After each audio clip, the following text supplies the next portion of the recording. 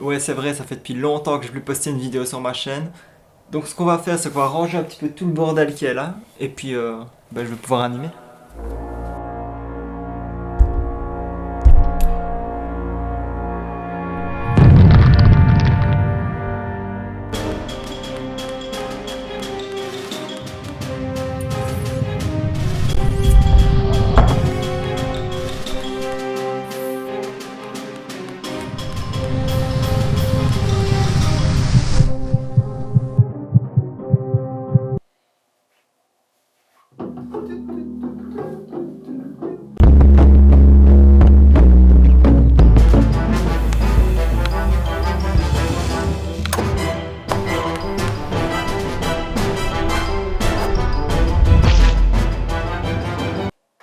Got the cards in my hand, I hate dealing.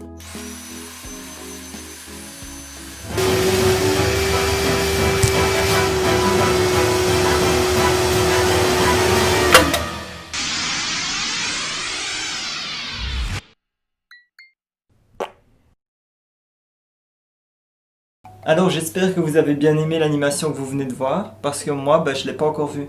En fait, ici, je suis au tout début de la création, donc je sais l'idée de base, j'ai quelques pistes sur ce que je vais faire, mais je sais pas comment je vais le faire exactement. Vu que j'ai une nouvelle imprimante 3D, je crois que je vais imprimer sûrement une cinquantaine de personnages dans des positions différentes, et qui font 1 centimètre, je pense. En fait, je veux jouer avec le côté minuscule et moi qui suis géant à côté.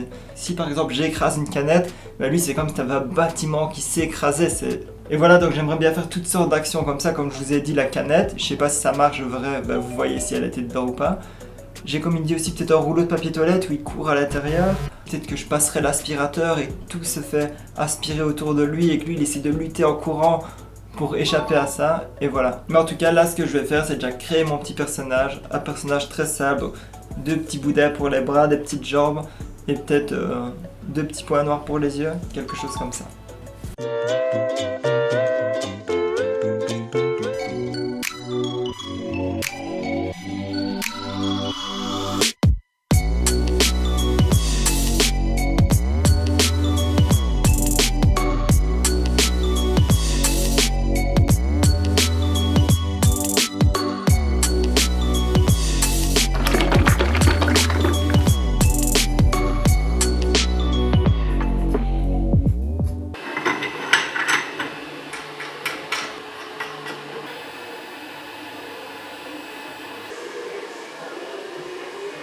Voilà la première impression, je crois que ça a plutôt bien marché.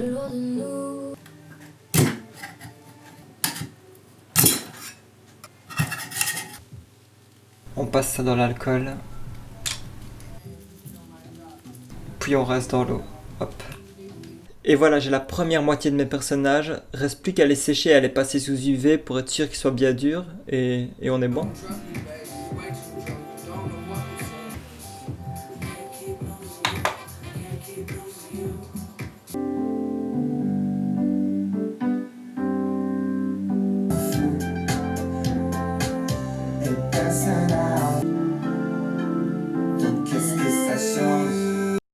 Et voilà, j'ai fait des petites cases avec toutes les actions pour bien les ranger et me faciliter pendant l'animation.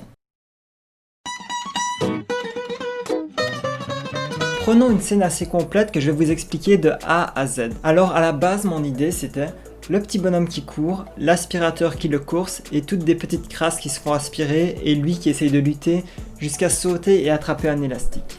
Alors ce que je fais, c'est que je place mon appareil photo sur un pied, je prends l'embout de l'aspirateur et je me dis ok, quelle crasse je saurais faire rentrer dedans pendant l'animation, et au final, vu que j'avais bouffé un chips, je me suis dit en fait des petites miettes de chips ça peut bien le faire, et si en plus à un moment il saute sur un chip, ça fait des petites miettes en plus, ça fera de l'action en plus quoi.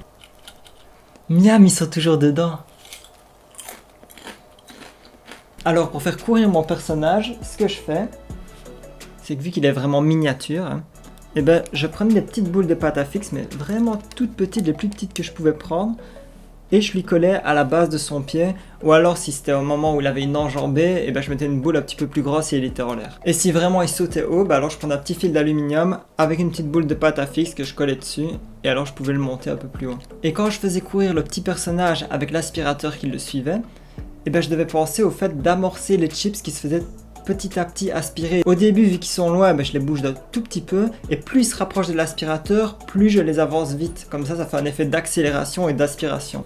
Alors pour donner l'impression que le personnage est accroché à l'élastique, j'ai dû lui coller avec de la super glue ces deux petites mains dessus. Comme ça, en fait, je savais que si je tirais dessus, je pourrais avoir cet effet de tension de l'élastique. Mais après, le problème, c'est que pour tirer le petit personnage, je peux pas utiliser mes gros doigts pour le tirer parce qu'on le verra à l'écran. Mais j'avais déjà prévu, au moment de la conception 3D, de lui faire un petit trou dans les fesses pour lui glisser une barre plus tard.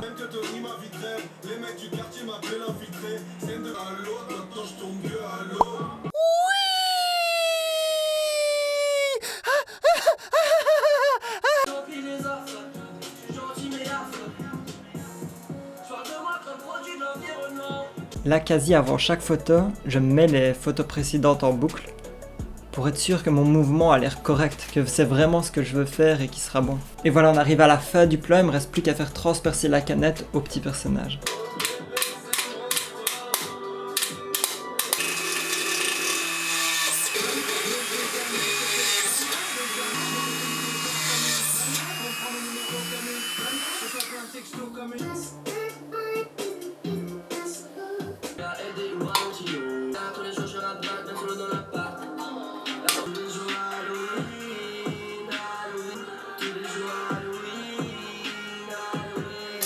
Merde. Voilà, la scène est terminée, maintenant passons aux millions de corrections. Première étape, effacer à chaque fois la petite boule de pâte à fixe. C'est vraiment quelque chose que j'ai sous-estimé parce que en plus de l'effacer, je dois à chaque fois recréer l'ombre qui est en dessous et c'est super long. J'ai dû faire ça pour quasi toutes les images de l'animation. Alors dans un premier temps, la scène est comme ça. Donc je masque le fil de fer, après je rajoute l'aspirateur par-dessus, ensuite je rajoute mon petit personnage détouré encore par-dessus, et vu qu'il est censé être à l'intérieur de l'aspirateur, je lui mets des petites ombres dessus. Et évidemment les masques sont animés pour toute la séquence où il est à l'entrée de l'aspirateur. Et maintenant, est-ce qu'on a fini? Oui, mais non, parce qu'on doit encore faire le son. D'abord je cherche parmi des centaines de musiques libres de droit, pour essayer d'en trouver une qui fonctionne avec mon animation. Après, il y a aussi certains bruitages que je crée moi-même.